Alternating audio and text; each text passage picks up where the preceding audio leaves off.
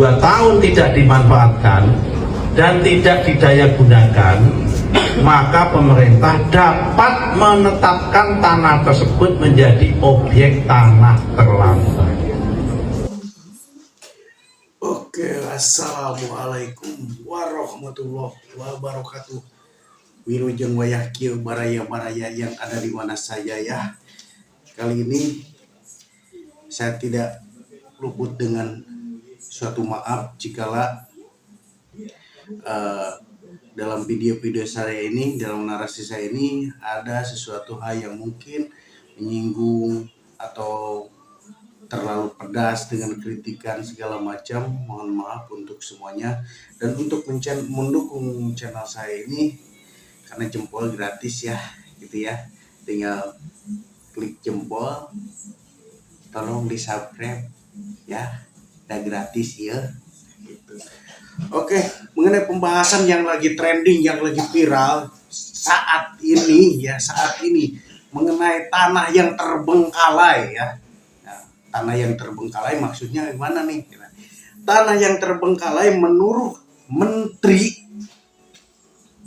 yang itu, katanya tanah yang terbengkalai ke atas nama kepemilikan ya, terbengkalai selama 2 tahun lamanya akan dialihfungsikan oleh pemerintah. Gitu sobat ya, biar gak gagal fokus dan gak salah menyimak. Oke, mari kita saksikan ya penjelasannya dalam narasi pidatonya ya, bersama mungkin para petingginya juga gitu ya. Dan ini salah satu pidato yang mencakup tentang tanah yang terbengkalai akan diambil alih oleh pemerintah. 18 PP 20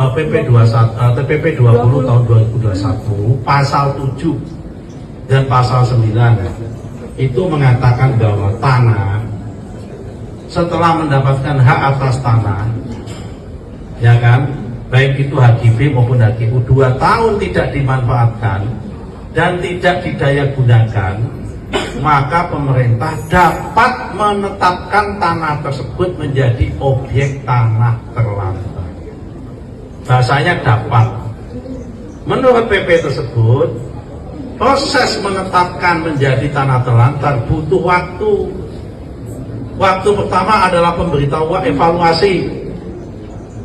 Kedua adalah pemberitahuan. Dari pemberitahuan ini dikasih waktu namanya 180 hari, setengah tahun. Setelah itu dikasih SP, masih nggak ada pergerakan, dikasih SP, surat peringatan 1. Selama berapa? Selama 90 hari.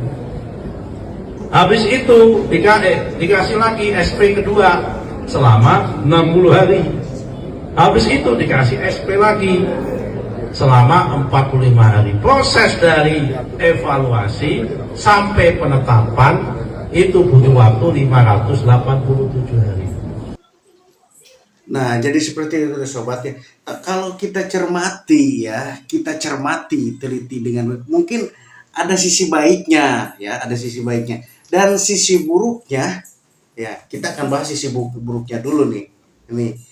Jadi sisi buruknya, kok negara semakin kesini kok semakin menekan gitu deh, kalau menurut saya orang awam ya, semakin menekan karena tidak semua orang memahami daripada konsep ya, tidak semua orang memahami daripada konsep tersebut. Kebanyakannya, termasuk saya pribadi sebelum mengkaji ya, kok ini negara apa sih sebenarnya arti Bhinneka Tunggal Ika itu? Kalau toh negara seperti memperbudak rakyatnya gitu kan, sepintas dengan pemikiran yang kurang teliti pasti tujuannya ke situ. Dan seakan-akan negara ini bukan lagi negara republik. Apa itu republik? Republik. Nah, itu kembali, publik itu untuk umum ya. Jadi kembali untuk masyarakat, itu arti republik. Sementara dalam kajian yang diutarakan oleh Bapak yang terhormat Menteri tersebut ya, bahwa negara akan mengalih fungsikan tanah yang terbengkalai selama 2 tahun. Nah, melalui proses-proses dan prosedur yang sudah ditetapkan menurutnya. Tapi kalau sudah itu sudah ketok palu, proses tersebut gak mungkin berjalan secara normal. Ya, pasti banyak oknum kesananya. Yakin itu, udah pasti. Dan gak mungkin juga berjalan secara mulus, sobat. Itu dari sisi buruknya. Dan yang jadi pertanyaan seluruh rakyat setelah dialihfungsikan oleh negara, misalkan nanti sudah dikukuhkan ya, itu tanah mau dikemanakan? Ada pula isu nanti bakal digarapnya oleh organisasi masyarakat atau biasa yang disebut ormas. Ormas yang bagaimana? Saya kurang paham, tapi itu beritanya masih simpang siur ya. Nah, yang jelas seakan-akan gitu rakyat tuh udah ditekan, dijepit, lalu dipres ya, dengan banyaknya undang-undang yang bikin ribet. Itu kebanyakan pemikiran orang ya. Nah, setelah kita mengkaji dari sisi baiknya, ada juga sisi baiknya. Ini sebenarnya pemerintah itu untuk mencerdaskan, untuk supaya rakyatnya tidak bermalas-malasan. Makanya dikeluarkanlah undang-undang tersebut seperti yang dijelaskan oleh Bapak Menteri. Ya. Kenapa tanah nggak boleh, tanah yang sudah kepemilikan, udah SAM sendiri, tidak boleh diterbengkalaikan. Kenapa? Biar kita rajin, biar gak kekurangan pangan, ya dari sisi baiknya. Biar gak kekurangan pangan. Ada tanah sedikit, sepetak, 2 petak itu pakai nanam bawang, bisa pakai nanam jagung, singkong. Biar gak terlalu istilahnya kita tuh serba beli istilahnya ya, bahasa kasarnya segala meli, nanam beli. Tapi kalau kita nanam sendiri, tanah gak dibiarkan kosong kan bermanfaat. Yang penting gak mengganggu fasilitas akses umum. Ya. Gitu. Tapi dalam penjelasan Bapak Menteri tersebut ya, ada lagi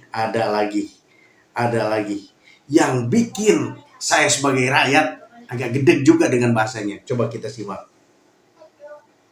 Tapi perlu diketahui ya, tanah itu tidak ada yang memiliki. Yang memiliki tanah itu negara. Nah, orang itu hanya menguasai. Negara kemudian memberikan hak kepemilikan kepada. Jadi nggak ada istilah tanah kalau belum ada SHM-nya itu yang memiliki, nggak ada. Oh, ini tanahnya mbah saya, leluhur saya. Saya mau tanya, emang mbahmu, leluhurmu dulu bisa membuat tanah? Nah, kita balikan nggak aja, bisa dia membuat kan berbicara, tanah. emangnya mbahmu, leluhurmu bisa membuat tanah? Apakah negara bisa membuat tanah? Keselarasan di sini sudah tidak seimbang. Sobat, saya orang yang bodoh, yang bukan ahli politik, tapi dalam hal ini, waduh, sangat geram banget. Dengan tata bahasanya, mestinya bahasanya yang enak dicerna di masyarakat. Kalau mau songong-songong tetapi yang dapat dimengerti. Ya kalau kayak gini seakan-akan memperkeruh suasana, merendahkan orang yang di bawah termasuk masyarakat, seakan-akan dia yang paling tahu ya. Dalam bahasa di sana digarisbawahi, tanah itu milik negara. Betul, gak salah. Yang salah cara pembahasannya. Ya, gak dapat dicerna dengan baik oleh seluruh masyarakat dari kalangan menengah ke bawah.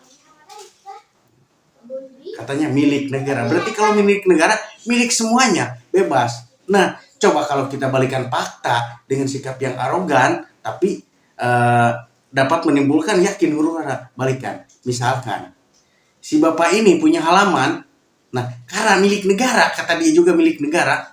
Coba kita masuk ke sana, kita tanemin di sana, pasti dia marah kan? Nah, itu bahasanya pasti kalau menurut saya pasti menujunya ke sana. Cobalah berbicaranya yang dimengerti oleh masyarakat bawah, jangan sampai menjadi kisruh, apalagi sampai kerusuhan. Itu rakyat sekarang itu udah tertekan, rakyat itu udah banyak sengsara. Walaupun yang katanya Indonesia itu negeri kaya raya, tetapi masih banyak yang sengsara, bro. Atas apa? Atas segala kepemimpinan yang ke belakang ataupun ke depan, yang belum bisa humanis, yang belum bisa harmonis dengan masyarakat. Oke, terima kasih untuk semuanya. Jangan lupa like dan subscribe. Dukung terus para pemimpin-pemimpin kita yang bijak. Dan semoga yang tidak bijak, yang tidak membela rakyat segera disadarkan. Karena kita adalah satu tujuan,